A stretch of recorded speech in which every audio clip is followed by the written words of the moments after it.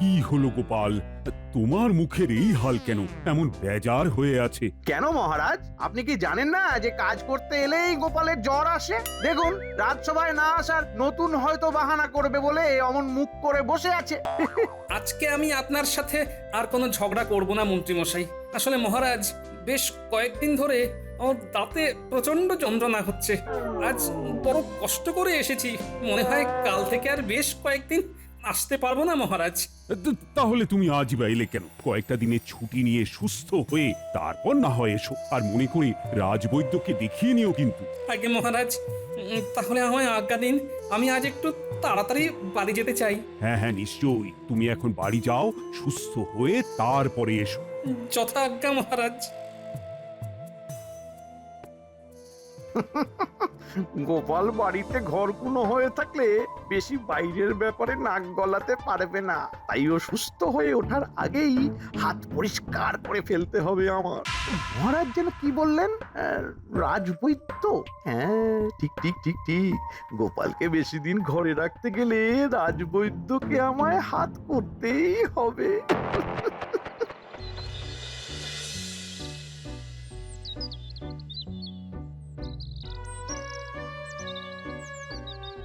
কি গো, এত তাড়াতাড়ি রাজসভা থেকে চলে এলে যে?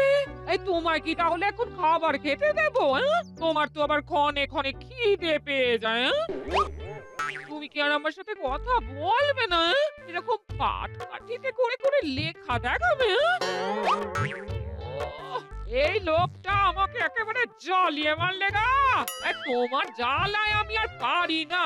বলি তুমি তাহলে চান করে এসো, আমি ভাত বেড়ে রাখছি। হ্যাঁ, কোন লোকের পাল্লায় পড়েছি বলো দেখিনি? তুমি এরকম করলে আমি যে একদিন পাগল হয়ে যাবো গো।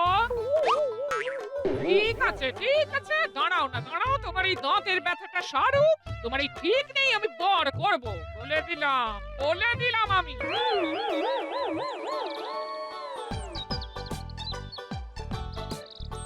ও গোপাল দাদু, তোমার দাঁতে ব্যথা হয়েছে শুনলাম। কি গোপাল দাদু, তুমি এরকম করে কথা বলছো কেন? হ্যাঁ, আর বলিস না, এই নিয়েই তোর দাদুর সাথে আমার এই মাত্র ঝগড়া হচ্ছিল। কি করি বলতো, এই বুড়োর জ্বালায়। কিন্তু দিদা, তুমি তো জানো আমাদের দাদু কত মজার, তাই জন্যই এমন একটা বুদ্ধি বের করেছে। কি বলো? আমার কিন্তু এরকম করে দাদুর সঙ্গে কথা বলতে দারুণ মজা লাগছে। ও দাদু, তোমার দাঁতের ব্যথা সারানো হয়ে গেলে আমাদেরকে কিন্তু ওই ভোলা ময়রার দোকানের সব মিষ্টি একদিন খাওয়াতে হবে। হ্যাঁ, কি মজা কি মজা কি মজা। কি মজা কি মজা।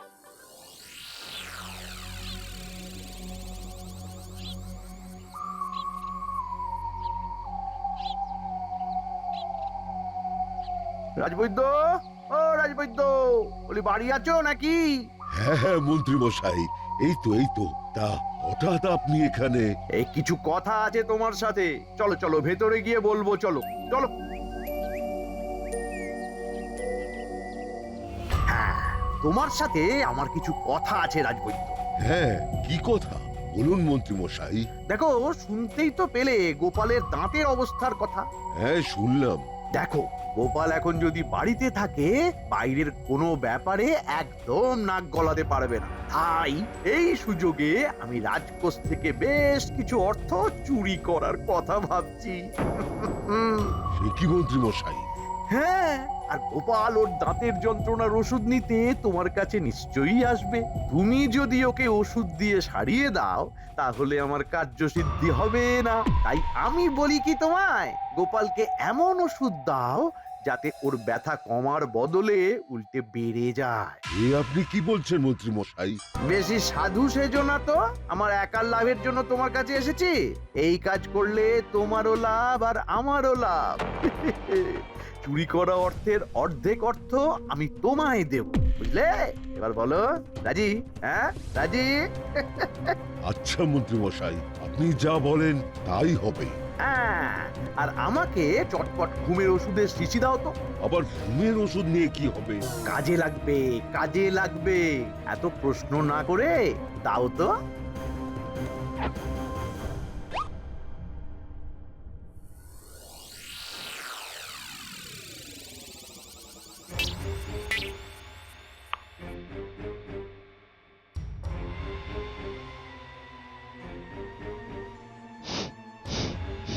এখানে এত রাতে ওলাওকে রেখে কেন? যেই রেখে যাক না কেন, বড্ড খিদে পেয়েছে। আর কি সুন্দর গন্ধ বেরোচ্ছে এটা থেকে, খেয়ে নি বরং।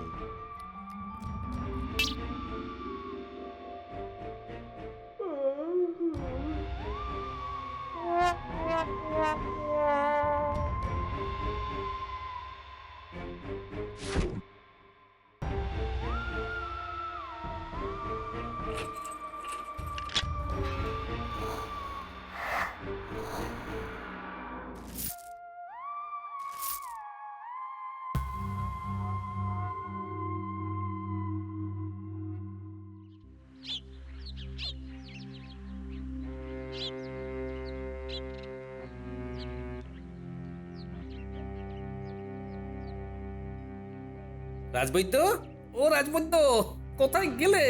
ও রাজবৈদ্য, আবার কোথায় চলে গেল? ও, এদিকে আমি আর দাঁতের যন্ত্রণায় দাঁড়িয়ে থাকতে পারছি না। কি যে হবে কে জানে।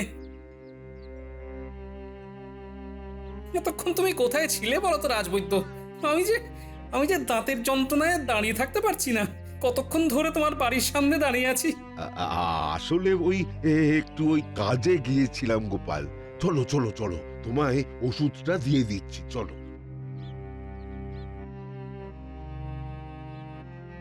তুমি আমাকে বাঁচাও। আমি দাঁতের যন্ত্রণায় আর কথা বলতে পারছি না, কিছু খেতেও পারছি না। না খেয়ে খেয়ে এই একদিনে আমার প্রায় 50 কেজি ওজন কমে গেছে। দেখতে পাচ্ছ না আমার চেহারা? তুমি তো জানো, না খেতে পেলে আমার জীবনে শোকের ছায়া নেমে আসে। আমি কোনোভাবে ওষুধ দিয়ে বাঁচাও রাজবৈদ্য। ঠিক আছে গোপাল, তুমি বসো, আমি তোমায় ওষুধ দিচ্ছি। প্রতিদিন এটা 2টো করে খাবে। কয়েকদিনের মধ্যেই তুমি সম্পূর্ণ সুস্থ হয়ে উঠবে। তোমায় অনেক ধন্যবাদ। এখন আমি আসি।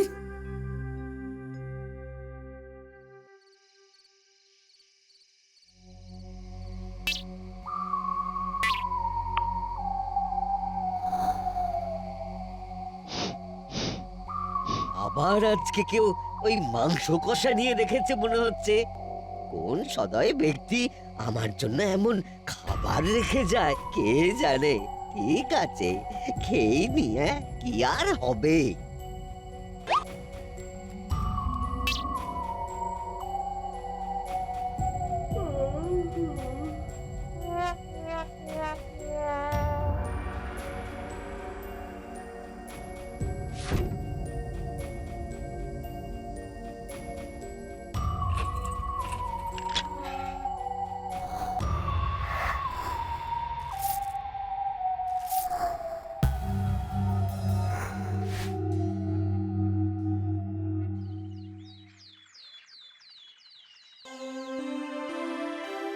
বুঝলে সেনাপতি, কাল আমার কাছে একজন দরিদ্র চাষি এসেছিল ধার হিসেবে কিছু অর্থ সাহায্য চাইতে।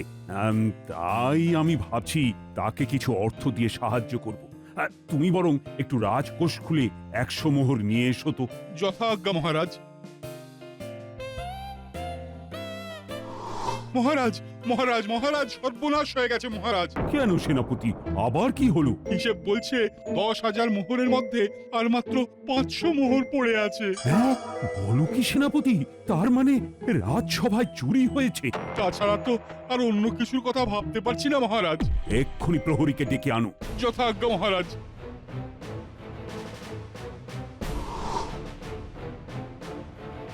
এই যে, তুমি পাহারায় থাকতে এত বড় একটা সর্বনাশ হয়ে যায় কি করে প্রহরী? তুমি রাত্রিবেলা পাহারা না দিয়ে কি করো? আমি তো সারা রাত পাহারা দিই। তবে তবে বিগত 2 দিন ধরে আমার পাহারা দেবার জায়গায় কি যেন খাবার রেখে দিয়ে যাচ্ছে। হ্যাঁ, খাবার রেখে দিয়ে যাচ্ছে মানে? আজ্ঞে মহারাজ, একদিন পোড়াও, একদিন মাংস, এই রকম খাবার আমি বিগত 2 দিন রাতে খেয়েছি। তারপর তো আমার কিছু মনে নেই মহারাজ। হায় হায় হায়, কি সর্বনাশ হয়ে গেল! সিন্ধুক থেকে টাকা চুরি হয়ে যাচ্ছে, অথচ প্রহরী বুঝতে পারছে না। কেমন লোককে রেখেছি আমি! দাঁড়াও, তোমার ব্যবস্থা হচ্ছে। একবার শুধু ধরতে পারি চোরটাকে, তারপরে সব কটাকেই একসাথে শুলে চড়াবো। মহারাজ, আপনি আর কিছুই ধরতে পারবেন না।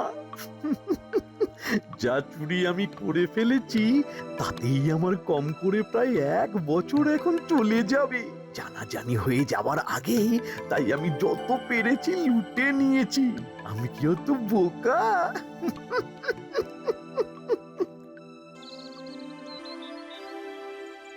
আর পারছি না, এভাবে আর থাকতে পারছি না।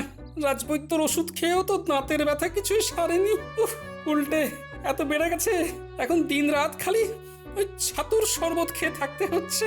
ইলিশ ভাপা খাইনি কতদিন, আয়েশ করে চিবিয়ে ডাটা চচ্চড়িও খাওয়া হয়নি, কতকাল হয়ে গেল। ও, অসুস্থ অবস্থাতেও তোমার নোলাটা কিন্তু একই রকম আছে, হ্যাঁ? লোভ এক ফোঁটাও কমেনি, হ্যাঁ? কি হে গোপাল, কেমন আছো? দাঁতের ব্যথা আগের থেকে একটু ভালো? আর বলো কেন বিজ্ঞানী, দাঁতের ব্যথা কমা তো দূরের কথা, প্রথম দিন যত ব্যথা ছিল তার থেকে আরো বেশি বেড়ে গেছে। এই প্রথম রাজবৈদ্যর ওষুধ খেয়েও কিছু কাজ করছে না।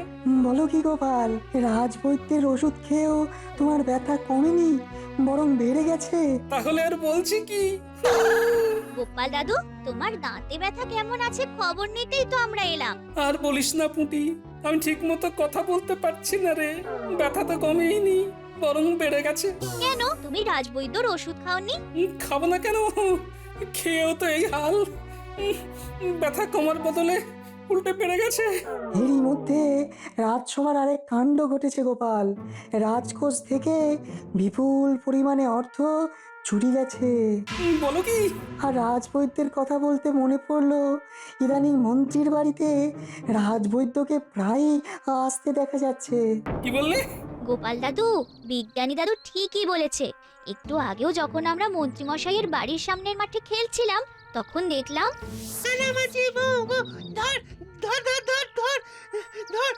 চোর চোর চোর। ঠিক ধরেছি, ঠিক ধরেছি।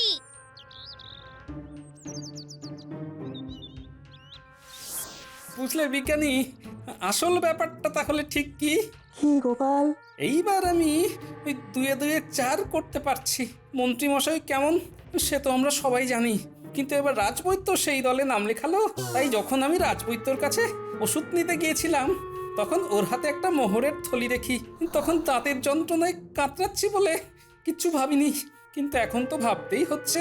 একটু খুলে বলো তো গোপাল, কি বলতে চাইছো? খেলাটা বুঝতে পারলে না? এই কদিন রাজসভাতে আমিও নেই, আর রাজবৈদ্য মন্ত্রীর সাথে হাত মিলিয়ে আমার ব্যথা কমার বদলে ব্যথা বাড়ার ওষুধ দিয়ে আমাকে কাহিল করতে চাইছে। তাই তো বলি, রাজবৈদ্যর ওষুধ খাওয়ার সাথে সাথে আমার ব্যথা কমার বদলে বেড়ে যায় কিভাবে? তাহলে এখন কি উপায় গোপাল দাদু? দাঁড়া, আমাকে একটু ভাবতে দে। একটা বুদ্ধি এসেছে। এতদিন ধরে আমার যে দাঁতে যন্ত্রণা করছিল, সেটা কাল থেকে বড্ড নড়বড় করছে। মনে হয় দাঁতটাকে গোড়া থেকে উপরে ফেলতে পারলেই আমার ব্যথা একেবারে নির্মূল হয়ে যাবে। এই দেখো। কই, হাঁ করো তো গোপাল। হ্যাঁ গোপাল, তুমি ঠিকই বলেছো। তাহলে কিভাবে দাঁতটাকে উপরে ফেলবে? দাঁড়াও, ঘর থেকে একটা দড়ি নিয়ে আসি।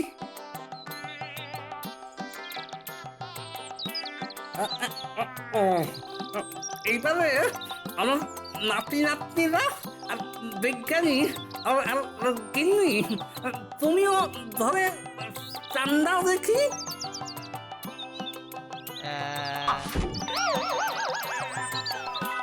এখন একটু আরাম বোধ করছো গোপাল?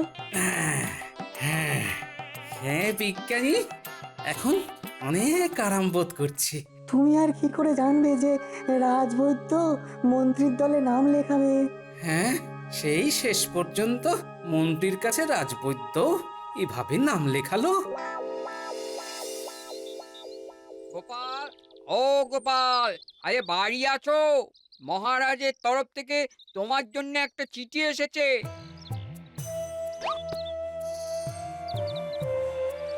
গোপাল, তুমি কেমন আছো?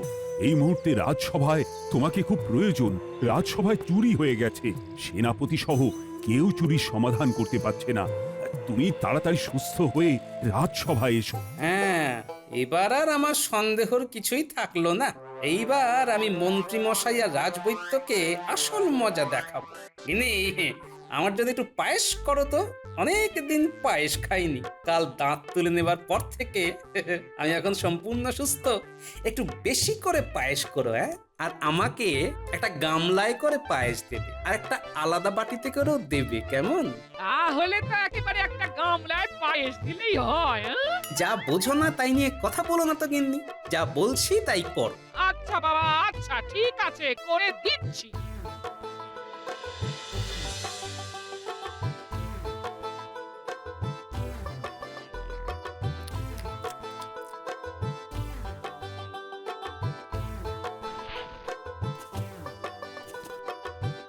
এইবার জমবে মজা।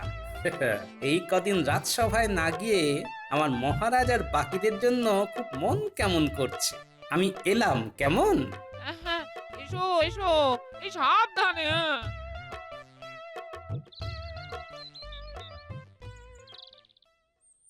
গোপাল দাদু, কোথায় যাচ্ছ হাতে বাটি নিয়ে? ওটা কি? এই তো আমার নাতি নাতনিরা। আমি আগে তোদের কাছে যাচ্ছিলাম রে, তোদেরকে নিয়ে রাজবৈদ্যর বাড়ি যাবার জন্যই বেরিয়েছিলাম। ও, তাহলে তো দেখা হয় ভালোই হলো। আমরাও তোমার খবর নিতে যাচ্ছিলাম, কিন্তু আমাদেরকে নিয়ে রাজবৈদ্য মশাইয়ের বাড়িতে কেন যাবে?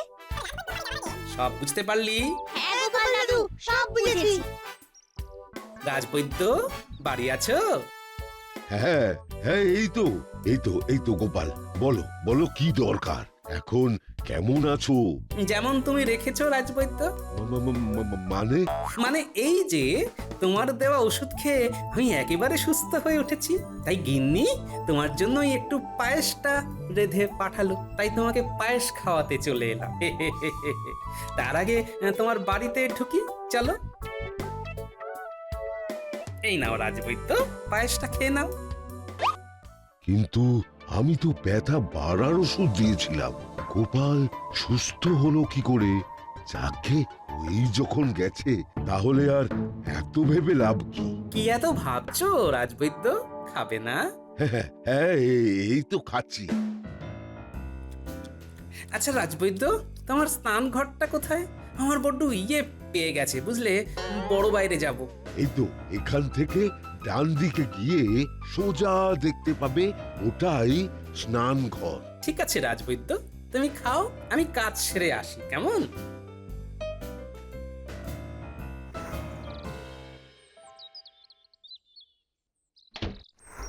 উফ, ও ও কি কি পেট গুড়গুড় করছে। এক্ষুনি স্নান করে যাওয়া দরকার, নইলে নইলে নইলে এখানেই হয়ে যাবে। ওদিকে তো আবার গোপালও এখনো বেরোলো না। কি যে করি? যাই যাই, ধাক্কা দি, যাই।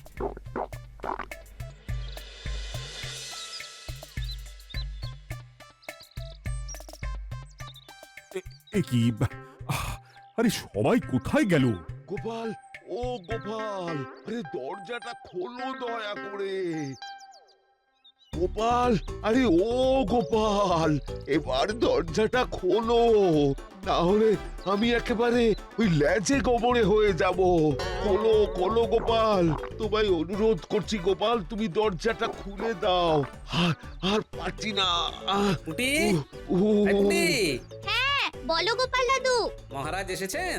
হ্যাঁ গো দাদু, এই মাত্র মহারাজ এলেন। রাজবৈদ্য, আমি একটাই শর্তে দরজা খুলবো, যদি তুমি রাজবাড়ির চুরির রহস্য আমাদের কাছে উন্মোচন করো।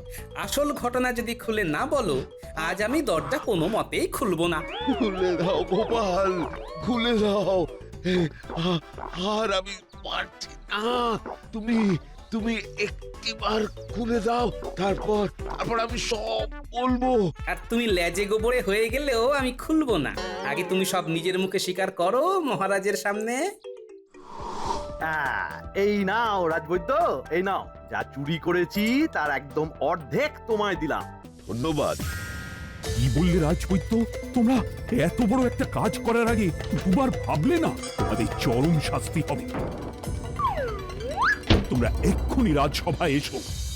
মন্ত্রী আর রাজবৈদ্য তোমরা যা অন্যায় করেছো তার জন্য তোমরা চরম শাস্তি পাবে। প্রথমত, তোমরা দুজনেই প্রথম 5 মাস বিনা পারিশ্রমিকে কাজ করবে। আর দ্বিতীয়ত, সকলের সামনে এক্ষুনি তোমরা দুজনের কান ধরে একসাথে উঠবোস করবে 200 বার।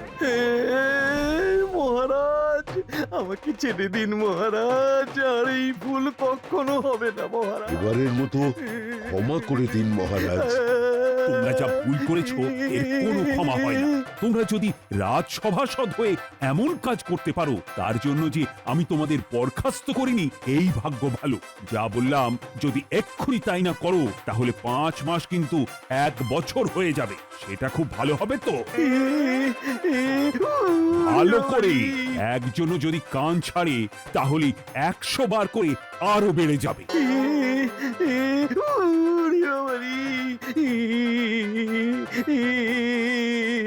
তাহলে দেখলেন তো মন্ত্রী আর রাজবৈদ্য, গোপাল ভাঁড়ের পেছনে লাগার কি পরিণতি হতে পারে।